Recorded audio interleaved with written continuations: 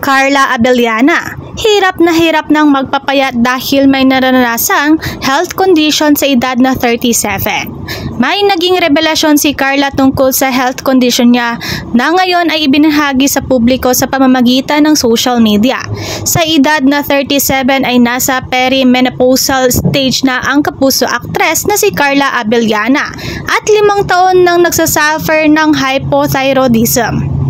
Ang hypothyroidism ay isang unactive thyroid gland ay isang karaniwang kondisyon.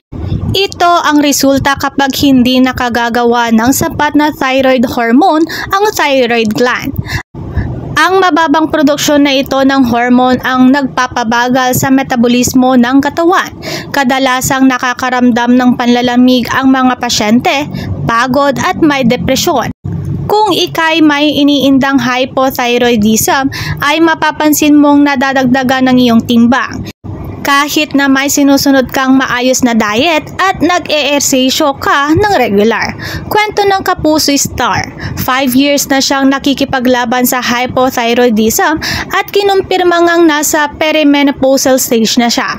Ang perimenopausal state naman ay isang health website ay ang naranasang irregularidad sa pagdating ng regla bago ang tuluyang paghinto nito.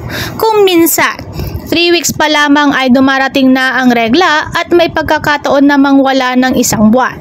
May ilang pasyente na hindi dinaratnan ng 6 na buwan, ngunit biglang bubuhos sa oras ng muli itong reglahin. Ayon sa IG post ni Carla, hypothyroidism has been the bane of the past 5 years of my life. My hormones were nowhere within normal range. Cortisol level was extremely high for so long. I was practically perimenopausal at 37 years of age, and despite fasting, more like starving myself already, along with regular and stringent workout, I was still gaining weight constantly.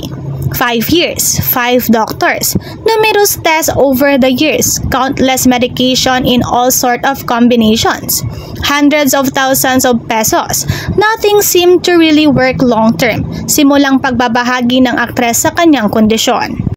Dagdag pa niya, unless you have hypothyroidism, you'll never know what the struggle, frustration, embarrassment, worry, and desperation is like.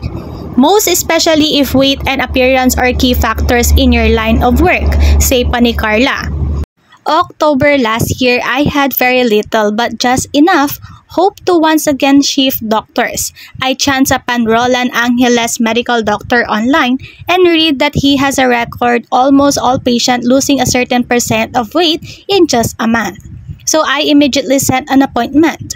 I came in and really felt that I would break that record of his. I knew he would be challenged by my condition. And I was right.